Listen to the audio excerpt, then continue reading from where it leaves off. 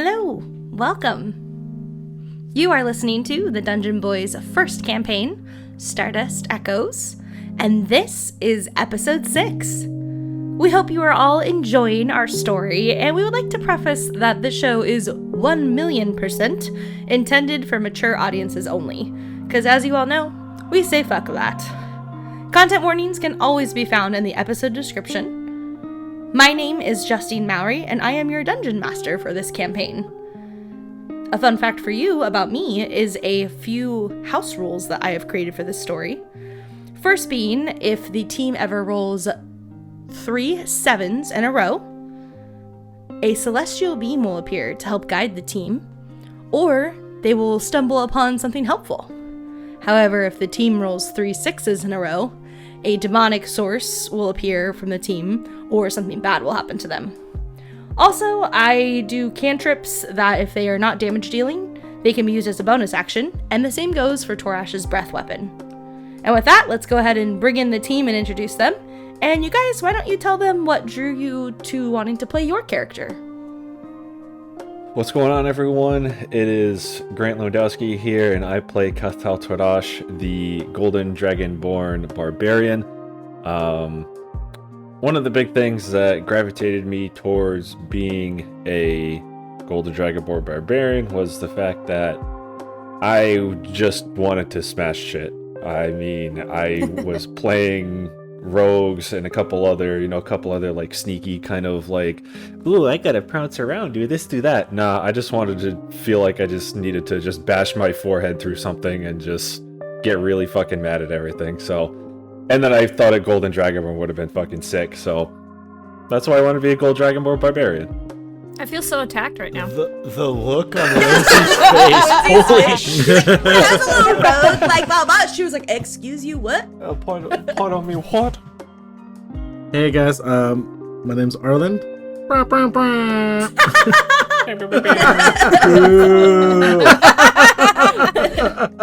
My name is Arlen. I play the winged tiefling warlock, Valen. What really kind of drew me to playing a winged tiefling is, one, I wanted to fly and be able to have that ability without having any magic, but while at the same time, I've never really played any kind of spellcasting or anything with magic, so I felt like this would be a kind of a good intro into that role, which presenting a lot of challenges. Just, there's a lot you can pick from, and understanding the path you need to take as a warlock kind of starts at ground zero, so it's very interesting, but I'm having a good time with it. Hi there, my name is Ellie. I play Pants, the Kobold Artificer, on Stardust Echoes. I really wanted to play something that was a little bit out of the box and not really seen a lot, so I chose kind of one of the newer characters to be put in for 5th edition, which is a Kobold. And I wanted to try something really cool, like an Artificer, so mash those two together and you get my wonderful character, Pants. Hey everyone, I'm Dillon. I play Temple, the Warforged Monk. I really liked the idea of a robotic monk. I wasn't really sure where this character would go or how I would play them. But I think he's becoming his own kind of guy, and I like the contrast between someone who's like, I don't know, spiritual and full of life and accommodating and warm, mixed with just cold galvanized steel. So I'm excited to see where he goes, and I'm glad you all are listening to find out too. Hey all you cool cats and kittens out there. I'm Lindsay, and I play Six, the Tabaxi Rogue, and I chose being a rogue for this. Well, first of all, who doesn't want to be a cat lady? And for seconders, I wanted to be a rogue, so primarily so that I could prance around and be mysterious and sneaky. And I mean, also, they really just kill the shit out of stuff, which I appreciate it too, which I really just wanted. To be a cat lady version of Spike Spiegel. Hi, I'm Anthony Mowrey. I play Greyson Cato, the half-elf ranger, on Dungeon Boiz, Stardust Echoes.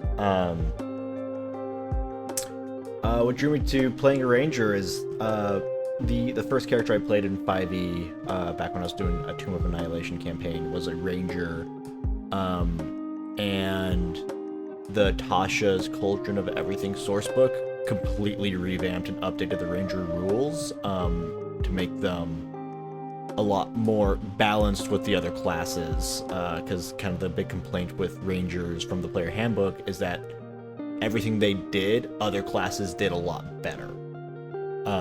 And so Tasha's really kind of revamped the class and made them a unique play style outside of what they already were, so I really wanted to give that a shot. Plus, I guess spoilers for when we hit level 3, the subclass I'm taking is from Fizban's Treasury of Dragons, so it's a brand new ranger subclass, and I'm very excited to kind of delve into that. So yeah, if you want to hear more about any of our D&D stories and our characters and anything else we're doing, subscribe to our Patreon. We have a Patreon-specific AMA that we did. It's a little over an hour long, and you really get to know more about all of us and our characters and who we are as people. And with that, the Dungeon Boiz proudly present Stardust Echoes.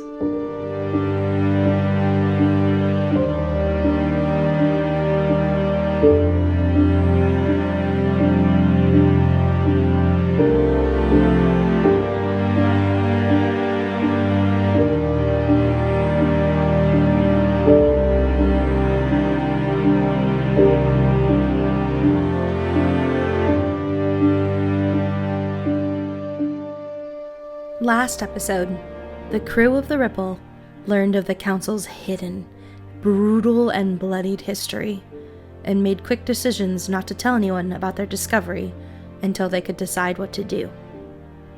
While attempting to leave these caves filled with long-forgotten knowledge, the team stealthily spotted a goblin band blocking their exits. With a quick call to Terwin using her robo-stones, the team decided to try to find a way to get to her using the underground network of tunnels. With a few unique mushrooms added to their packs, they quickly met a fork in the caves, in which a proud hellhound guarded one of the passageways. Greyson, trying his best to perform his duty as the chief security officer, shot at the hellhound, yet it wouldn't back down, nor would it attack. After Six and Valen worked together to offer it food, they quickly realized this creature was a mother, guarding her young. Greyson continued to shoot despite this realization, and Valen slammed him into a wall, telling him to stop. Six's ears perked, and she noticed Valen's voice change. She quickly called him out. Valen shook her off, and now the team has split within the cave. Six and Greyson stand together in a large cavern, discussing Valen's vocal changes. Pants, Temple, and Valen explore a smaller tunnel with a set of doors, and Torash waits somewhere in the middle, listening out for whoever may need help. We'll go ahead and start with Six and Greyson. Watch out for eyelash bats. Ah! Eyelash bats! We were told to watch out for their kind. Greyson and Six, it smells a little off in here. Not necessarily like rotten or bad, but it smells almost like acidic. Yeah. And there's dripping water that splashes down, but it doesn't really like come up from the sludge. Almost like it's like taking everything in. And the old bones are starting to brown and crack with withered age. But then there's these like cute little yellow mushroom lights that kind of scatter the area too, so you can see everything. Greyson, you come in, you observe the area as you got there first, and Six starts to approach behind you. Six? Who hired you to kill me? You really want to get into that now? Yeah, I do. Well, I can't tell you. Is it like a assassin client confidentiality thing? Because I think we're a little bit past that at this point. No, I can't tell you because I don't know. How do you not know? I don't know because I don't remember. How do you not remember who hired you to kill me? That seems like a pretty important thing to remember. I think it's a pretty important thing to remember. I would agree with you. After I died, a lot of things were a little hazy and didn't come back to me completely. I didn't even remember you until I saw your dragon tattoo, and then it all kind of jogged my memory that you were familiar. I didn't totally know how you were familiar, and then you were very unkind to me. And then you made mention of me trying to kill you, and then I put all the pieces together and it made a little bit more sense. But I don't know. I don't remember. I'm sorry. But again, like I told you before, money's money. And in the business that I'm in, you gotta do what you gotta do. Maybe it's time to find a new business, Six. Why do you think I'm here? Fair enough. Well, hey, if you do remember anything, I'd like to know who has a bounty on my head. Yeah, you'll be one of the first people I tell. How's that sound? Sounds great. Come on, we should probably get back to the group. Okay. For now, acquaintances? Mildly more than acquaintances? How's that sound? Mildly more than acquaintances sounds just fine. And Six reaches her hand out to shake his hand. Greyson grabs it. She even provides him with a little back slap. Okay, so we're gonna stop that moment. Okay, so Pants opened the second door to see a kobold, a red kobold, standing over a work table with a drill in one hand and big fat goggles on the other, and he looked up, a snarl creeping on his face, and said, "Who the fuck are you?" And all he sees is a small blue kobold and a metal warforged behind. He does not see Valen at this point because Valen's around the corner. Payance looks at the kobold and his eyes are huge, and his whole life flashes before him, realizing the only other kobold he's ever seen since the moment he was hatched was his mother. And she made choices to stay with the dwarves. And Pants kind of has like a flashback of that story of the moment that his destiny was decided, of when his mother escaped the harsh conditions to make sure her egg had a better life, and when she'd landed on the planet of the dwarves. Althea cuts into a back alley behind some shop dwellings after departing the cargo bay airport. An announcement overhead calls out, "Welcome to Sorix N56, a mechanic's delight." Althea scuffles through the alleyway, clutching a blue speckled egg, her only cargo apart from her worn leather toolkit. Her purple, scaly skin shimmers in the walls of light that sheds through between buildings while she carefully tiptoes over boxes and cobbled stone.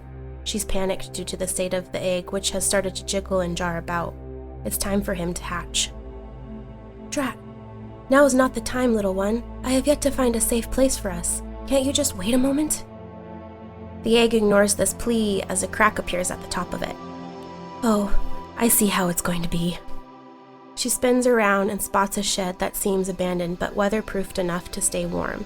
She approaches carefully and notices a lock on the latch of the door. I should be able to make quick work of this dwarfish lock, little one. I can pick these in my sleep." She inspects the lock carefully and pulls out a little leather pouch with pick tools inside. The lock is small but heavy, with 2 little holes for a double-pronged key.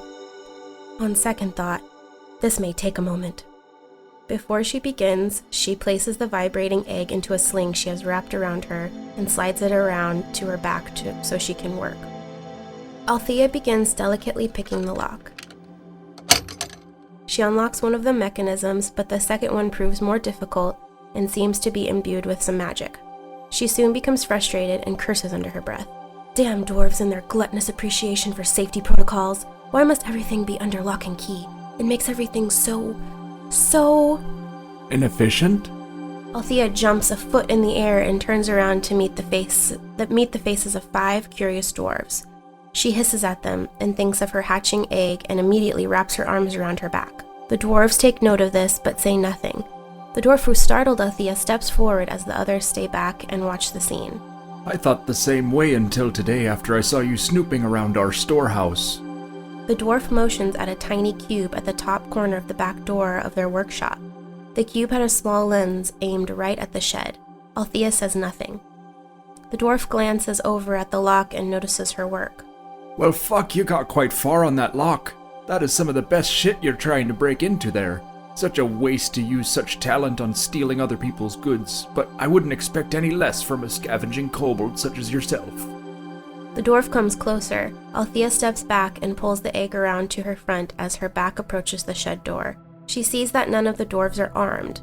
I could outrun them after a firebolt distraction, she thought. She starts to ignite her chest. The dwarves' eyes widen as they brace for impact. As soon as Althea opens her mouth, she promptly gulps the fire back down. She looks down into her arms to find the top of her egg has popped clean off, revealing 2 cute little brown horns. The dwarves lean in with the same curiosity as before. A tiny blue snout and 2 big yellow eyes slowly peer out of the top of the shell. The little face looks around, blinking with wonder at the bearded faces in front of him. The dwarves soften immediately and coo and awe at the new little soul. Althea, relieved, lets her guard down for a moment and sheds a few tears at the sight of her newborn. The confronting dwarf reflects on what has just happened and decides to give the situation a different approach.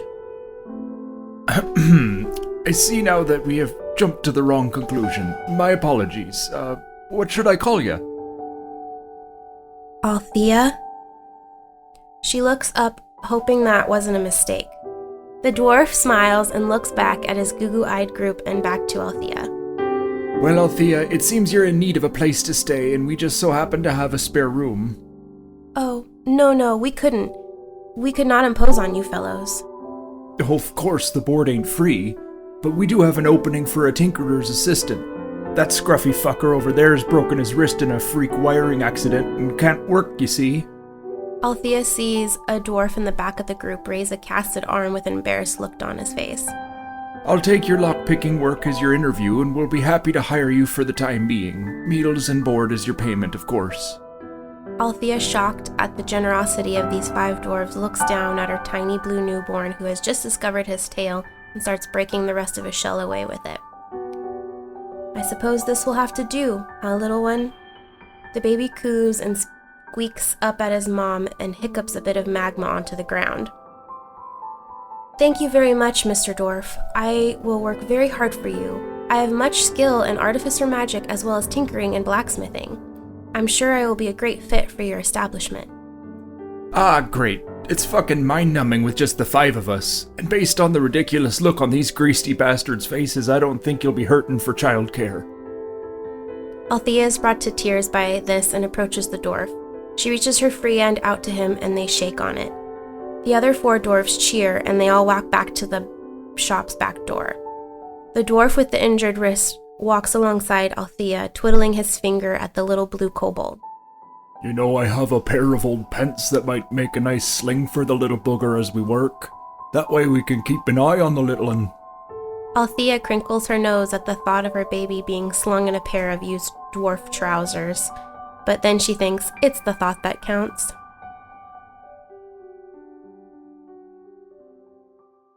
I said, who the fuck are you? The kobold snaps Pants back to attention from the memory, and his eyes get big and a big toothy smile appears on Pants' face as he gets to finally meet another kobold. Pants looks at the kobold immediately and his eyes get really big and he just stands up really straight and he starts patting Temple on the arm Temple. Is that a kobold, Temple? Is that Is that another kobold? Yeah, they're a kobold just like you. They're red, but just like you, yes. And at that point, he goes, yeah, and he goes, and starts yelling in Draconic.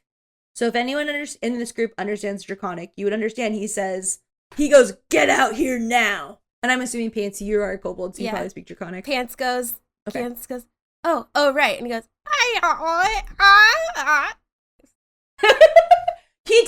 he did say, I would like to preference, he did say what the fuck in common. So you know he speaks both. But you say it back. What do you say to him? So Pants does that, and he says, oh, I see you, that this is all, he says this in Draconic. He's like, oh, I see we're speaking Draconic now. It's nice to meet you. Wait, I have cards for this.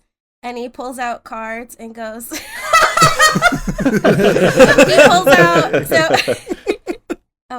he pulls out cards. He pulls out cards, and these ones, they're his color-coded cards, and these ones are blue. And he goes in Draconic. He's like, hello, fellow kobold. It's finally nice to meet another one of my kind. And then he asks him, are all kobolds in these primary colors, such as us, like red and blue, or are there lots of different colors of us? And then that's all I say. Roll persuasion. Roll for something. having a decent conversation with this kobold. Didn't expect that. Good job, Pants. First persuasion roll of the campaign. Woohoo! That is is that right? true. Yeah. Shit! There we go. No stress. It was either going to be a 2 or an 18. Oh, so close to being a 2. Nice. 18.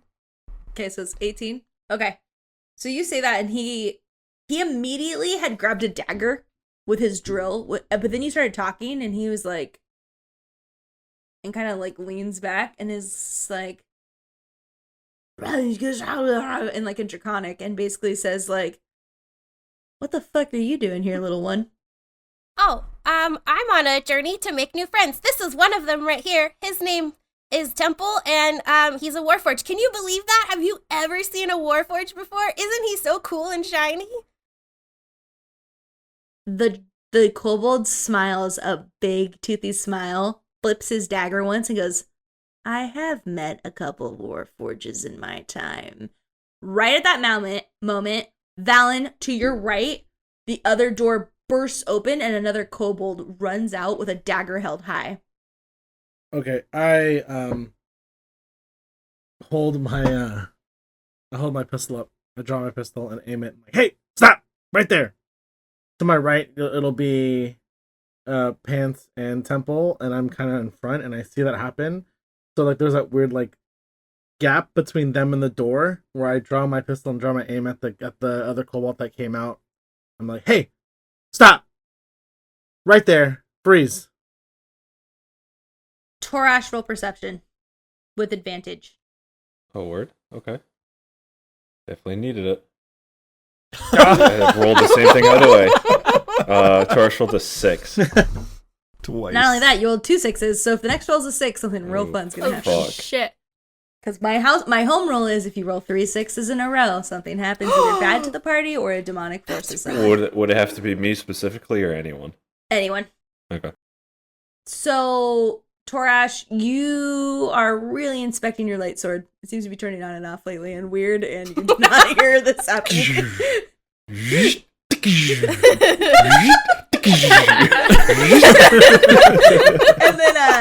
and then Valen, you have your blaster pointed at him, and the kobold that just ran out goes, yeah, and like Draconic, and says, what do I do? And only both kobolds and Pants can understand this. Temple actually has. I didn't know what languages to pick for Temple, so I picked Draconic and Gnomish. Oh my Gnomish? I'm so sorry. No, it's okay. Yeah, I didn't know what to pick, so. You can understand all this too. Valen, you're at a complete loss of what's happening. I just see a kobold coming out with a knife. Oh yeah, Temple, to the one who kicked the door open on the third room, it says in Draconic, we mean no harm, we're no threat, we're just explorers. We just made a new friend in this room, and we'd be happy to make another friend with you. Wait. Temple, you know Draconic? Holy shit. Crazy, right? So cool. So cute. The one that just came out again hasn't heard his Fen reply, so again he goes, "Ah!" Like, what do I do? And then you hear, "Just wait," from this other one. In common? And he does say, "Just wait," in common. I will always take advantage to do made up weird voice things if I can, so trust me, you'll know if it's in it. I think we like kind of back away from the door to let Red out, and I think give everybody a little bit of room. When I hear him say "just wait," I put my blaster away, and I put my hands up. Okay. Pants peers into the workshop that the first Kobold came out, or I'm assuming it's a workshop, but he peers into the room that the Kobold came out of. It is like a workshop. Oh, can he like look in what's going on in there? Yeah, he's definitely standing in the doorway. He hasn't come out for sure. Go ahead and roll perception for me. And at this point, while you're kind of peering in, the other one goes, and then he looks at his friend, and even though he knows that some of you speak Draconic, he says in Draconic, "I smell Dragonborn," and he seems very tense by that. Okay. I want to play that out after I roll this perception and see what's going on in the room.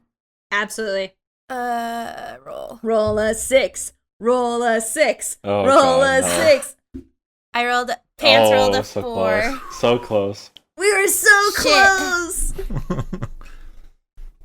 It just looks like a hunk of junk in a room. He might have been looking at a piece of scrap metal and drilling into it. Maybe like making more like weird walls, like on this cave wall that you saw, but nothing crazy. Okay, so he hears the other Kobold. So you hear him say, I smell Dragonborn, and you perk up. Yeah, and I perk up and I go, "Oh yeah, he's just back that way. You want to meet him? Oh, God. Hey, Torash, get over here." Right when he said that, he pulls out his sword, and at that, so Six and Greyson are kind of walking around the corner, make eyes with Torash, and then all three of them hear Pants yell, "Hey, Torash, get over here." So the three of you come over and see Valen with his hands up, Temple and Six kind of standing back, and two kobolds, one with a dagger he's flipping over and over, not necessarily aggressively, but just like flipping his dagger over and over. So let's go ahead and have some reaction moments of Torash first. What do you see / react? And then we'll have the other two go. So I just have my sword hilt in my hand, and I'm assuming because of my Dragonborn race that it's kind of like an innate thing that I know that they speak Draconic. Yeah, you wouldn't know, but I would say naturally you probably feel like they do. You can try it if you want. Okay. Yeah. In Draconic, I'll kind of do like I'll just say, what's the meaning of all this? And they both go and kind of like hiss at you and take a step backwards. Well, can I hiss like that? We just made some new friends, Torash. I don't think they're French, Temple. Okay, and then Greyson, Six, what are your reactions? I raise my rifle at the lead kobold, and I say, "Everybody put down their weapons now or I will shoot." I'd listen to him. He's kind of gun crazy, if you know what I mean. Wink.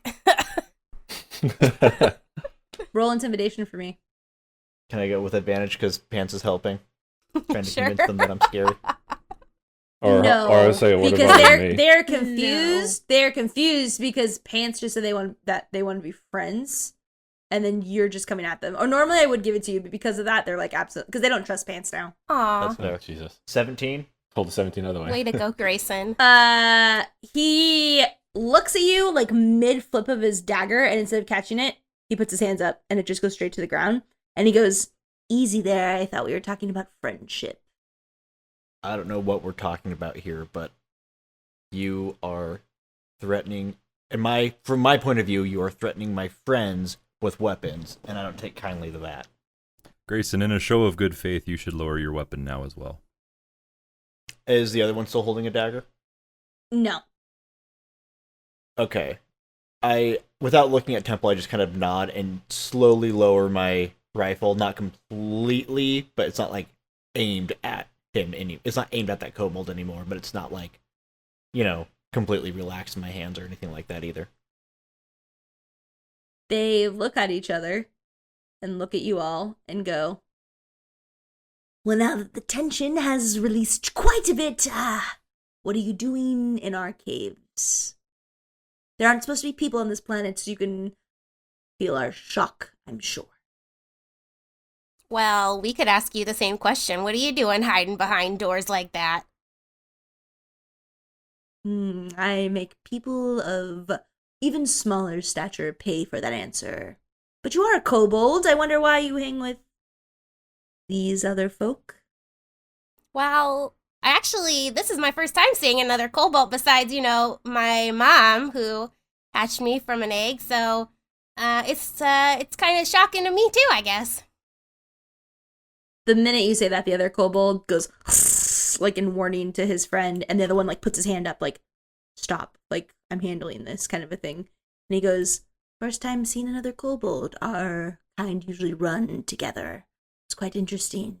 Yeah, I heard stories of different clans. I am not technically a part of anyone that I can think of or am aware of, but how many of you are there? Better question, who leads all of you? And he gestures to your group. Well, I just kind of met these guys a little bit ago. I kind of showed up in a box.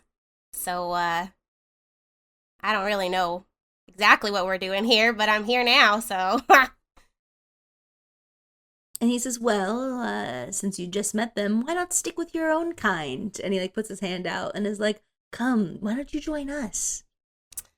That's really tempting, but I'm kind of on a grand adventure to make some friends, and I'm just gonna stick with these guys for a while, but I really appreciate the accommodations here. It's quite nice. It's all dark and stuff. Good call, Pants. These guys aren't really that friendly.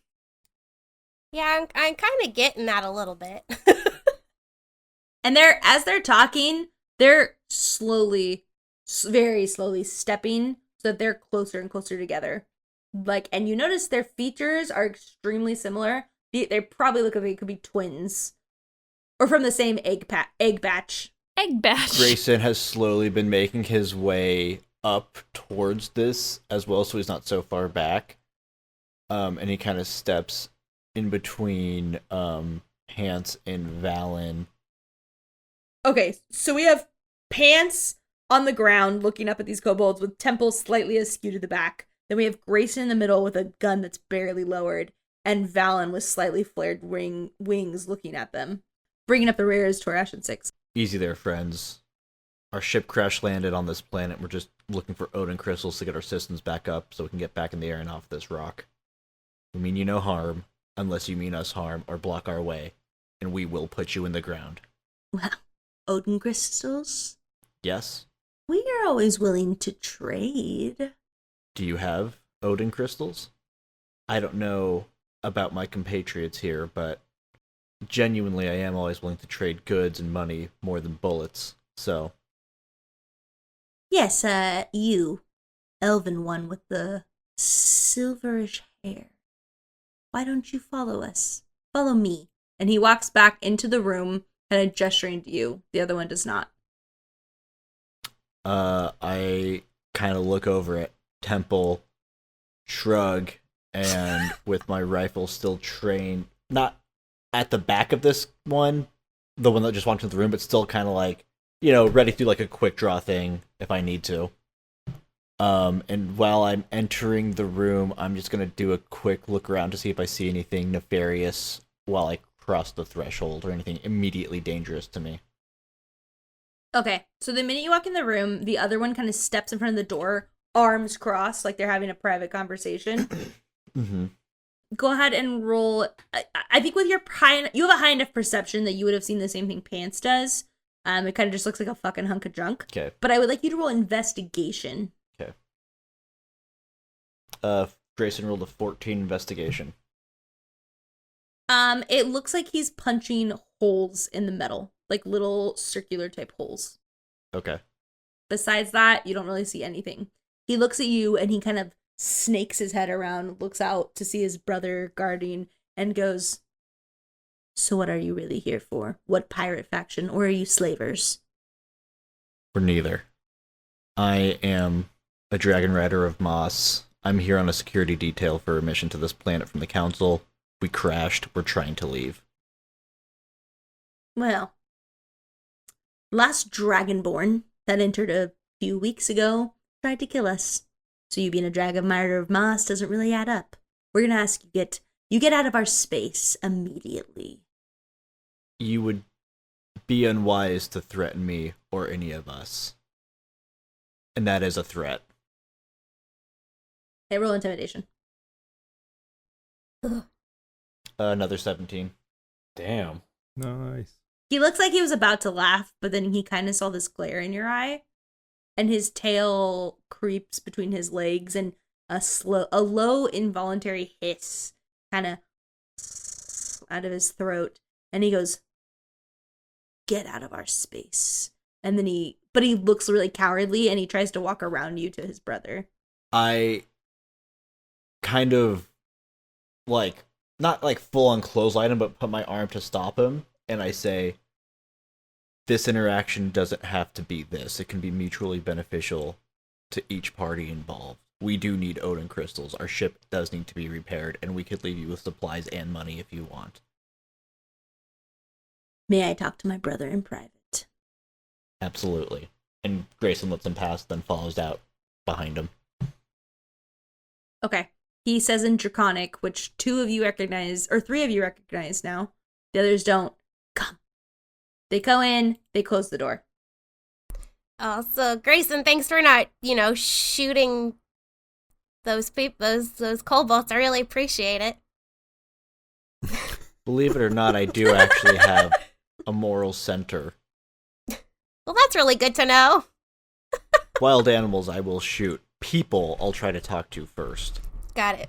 And he opens up his little notebook and he writes that down. Keeping tabs on all his friends.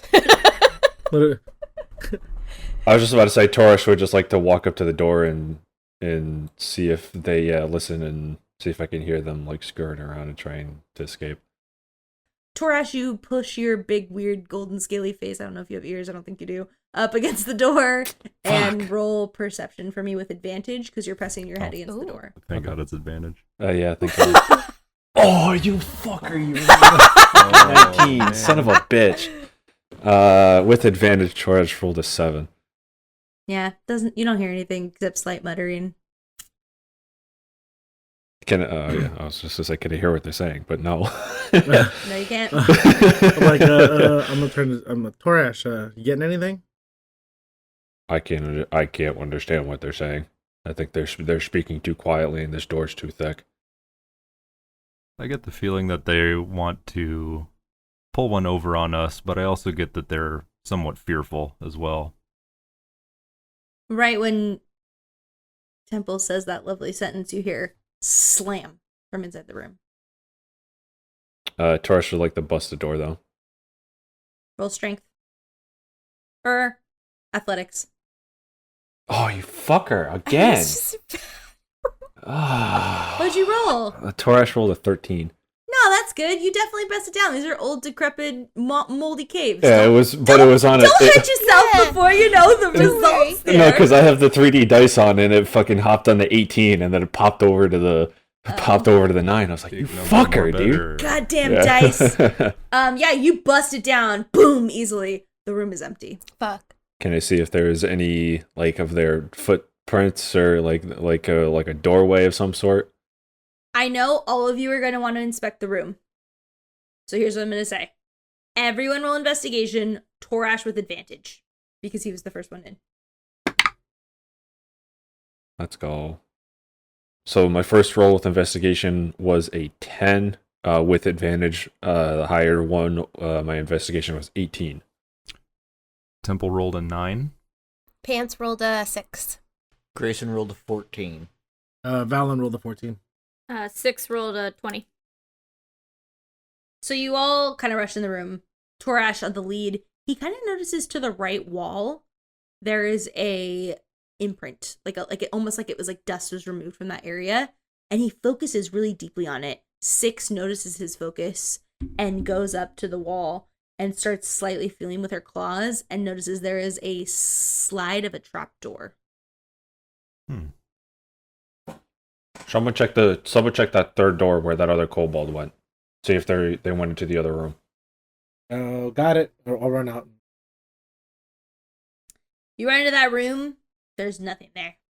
It's empty. It's like the first room. It's just like a rock area. 0 for 2. 6, can you try and open this door? Yeah. Yeah, it looks like we got a trapdoor here. You need me to roll something?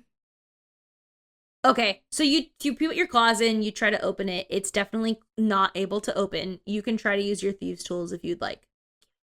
Ooh, it's pretty locked. So, how about I get out my thieves tools and see if I can break in? So it's almost a rock. It's like a rock next to a rock. There's a slight crack, and with Six's cat's pupil slits, she can see there's a slight little jingly on through the rock if she wants to try to open. Mm-hmm. It's 20. You jingle it, you try to go. It doesn't open. Oh. Wow, it's a high DC. It's pretty stuck. I can't. It doesn't seem to be budging with my thieves' tools, guys. Sorry, Pants. Alright, well, we'll just let them go. If we run into them, Pants, I'm sorry, but their heads may be not attached to their bodies. Yeah, that's okay. I guess there's lots of kobolds out there. This is my first time meeting some of them, so that's totally fine. Whatever. They didn't seem very nice anyways. Is Pants having an existential crisis? No, it's fine. It's fine. Pants just had a last unicorn moment. Well, let me try something. And I take out my 2 hilts for my energy short swords, and I click them together and to make like a larger handle, and then I ignite it, and it ignites as a long sword instead of 2 short swords. Oh, fucking Fuck yeah. Right? And I'm going to just try to hit the lock with the sword. Oh, this is like some straight Jagon. What's his name? Jagon? No, I'm Qui-Gon Jinn from yes, the first one. like when he like goes through the thing. Oh, yeah. So you put it, you start it. So Greyson comes up, he puts the hilt, clicks it. Go ahead and roll your weapon. Ooh, natural 1. Fuck! Oh, that's a 1. Let's go. So you go and you put it, you click it, and it actually bounces back. It almost like it's like the metal of it hits you. I want you to roll a d4 of damage to yourself. There we go. Oh, 4. You take 4 damage to your face. Great. Is there anything magical about the door? Roll Arcana for me. I'm gonna try to hit the lock one more time. Roll Strength for me. With the sword. With the sword. 22 to hit. Do you just like hit it like with the base? I'm using my sword to hit the lock to try to break the lock. Oh, so instead of just going through. I wasn't trying to go through. I was never trying to go through. I was trying to break the lock. Okay, then let me re-explain. I apologize. So you see 2 pieces of rock with a crack. Through the crack, about 3 inches on the other side, you see a lock. Okay. So you'd have to go. That's why I thought you were like putting the hilt and then trying to go through to hit it. Gotcha. Okay, then yeah. That. Whatever I can do to try to hit the lock to break the lock is what I'm trying to do. So you reach up and you go down. Nothing happens, sadly, but a part of the rock chips off. Okay. And then what was Arlen's thing again? I rolled a 12. Not that you can tell. Okay. I am gonna walk up, and then I'm gonna. That's it. So what's where the lock is at? And I'm gonna look at everybody. I'm like, you might want to stand back. Ugh. And I'm gonna put my hand on the lock, I'll step out of the room. and I'm gonna try to Eldritch Blast it point blank. But the lock's on the inside of the door, so Did you'd you have not to. just see? Yeah. So you're more or less trying to get it through like a gap like this. Yeah. And my hand is right there. I'm just gonna try to force as much to that little crack and see. All right, it was nice knowing you. It was nice knowing you, Valen. You know, I do have a crowbar if that would help. Right, or roll Eldritch Blast. Okay. Justine is so fucking pissed. No, I'm not. I'm not. I'm extremely entertained. Because I have DCs in my head for what makes it fail because the way it is. Because the way it is. The way it is. I'm still trying to figure out what the goal is. What are we doing? We're just trying to chase after them. Okay. Temple doesn't want to do that. He already said, let's let him go. That is, that's a 19. You Eldritch Blast and then hold your head back as it just kind of hits the door or the wall and it kind of goes through, but it doesn't break anything. Like none of the walls or anything breaks. Oh wait, actually, that was that's to roll the hit. I didn't roll damage. Yeah, it didn't hit. Okay. It has an extremely high DC if you guys haven't figured Yeah. out. Greyson was... I mean, I rolled a 20, he rolled a 22. I think they're long gone by now, guys. I think we should just move along. Yeah. If we see him again, we'll kill him then. Or whatever, make new friends with him. Thank you. Thank That's you. fine. Yeah. That's what I was saying earlier. Okay. The group now has the option to walk forward. There's one door not opened and then a path that continues on. If not, they can head back to the skeletal-like cavern with the goo. The smelly goop. Smelly goop. Goop Yeah, I think Temple opens the fourth door just to be thorough. The fourth door is locked. Six, are you interested in getting into this room too? Because I might Yeah, need you your guys. help. You guys want me to try and bust this boy open also? So 6 plus 6, right? 16 plus 6. 22. Yeah, literally, Six blinks her eyes, looks at Temple, looks back, and it instantly opens. She got it so easily. And you see a room with 3 tables and small like think of dice bags, like small bags. There's probably about 4 per table on them. In the bags. What's in the bags? What's in the bags? What's What's in the bag? bags? Pants sneaks in underneath, past their legs, and goes, "Loot!" Good. Yeah, Pants, you start grasping your little fingers all over. These are all full of different types of seeds. Oh, interesting. I want a bag of seeds. Pick 'em I all. got a bag Pick 'em of all. seeds. So there's 12 bags total. I realize that Temple has an alchemist and herbalism kits. Cool. That would have probably come in handy with the mushrooms. I forgot that I had those. Mushroom. They could still come in handy, Yeah. but I mean, maybe I could take a sec. I don't know if that takes time that we don't have, but What are you asking to do with the seeds? identify them. With what tool was it? That's the part I missed. I have an herbalism kit and alchemist supplies, so probably the herbalism kit. Or we could just look at the bag and see if they're labeled or anything. Yeah, if they're labeled. Temple, do you have a higher check in medicine or nature? Medicine. Roll medicine for me on these. You can roll. How about this? Because you have those kits, roll medicine with advantage. If that's kosher, sure. Absolutely. I'm the DM. I run this world. Temple rolled a 10 at first, but with advantage rolled a 14. So Temple looks at the seeds. He notices some seeds that are native to this planet that he'd already noticed while the walk along. Some that are rare and used for planets in need. But then he notices one bag, the golden bag from the back. They're all open, by the way, so you can see the seeds. And he notices 2 seeds from the rare flower that Terwin had collected in her greenhouse. Yeah, Temple just, as he's identifying, he's just speaking out loud. He's just relaying data as he's taking it in, so everyone knows what we've got here. I'm like, grab the gold bag. Those can make us go invisible. Everyone will find those very useful. Yeah, Terwin would love that. Just grab the bag. Yeah, you're right. She would. It Yeah. sounds like we need whatever she does with those seeds to turn our ship invisible to get past the space Leviathan. Mhm. So Yeah. Maybe we can trade that for the live flower that she has now. Yeah, so Temple takes the golden seeds. He has those in his possession. And do we want these other ones too? Yeah. I would at least grab Yeah, a bag, grab 'em all. give it to Tara when she Grab 'em could all. probably find a little bit of use for them. Take them all. We're probably setting off traps right now, but Should we leave one of the seeds, the golden seeds, for the kobolds? Well, no. Fuck those kobolds at this point. But this Yeah, is their home. We tried No. making a deal. So we're gonna really quick go back a second. I need everyone to leave the table except Greyson. Okay, so you ready? Are you ready? So you see him pick this up, and then you hear a whisper. It almost like tickles down your spine of a familiar voice of the demon Tereth. Well.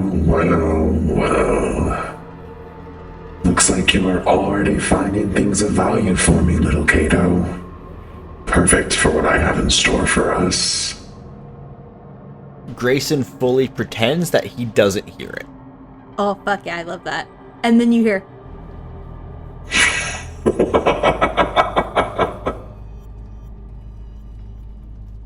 and then we will stop.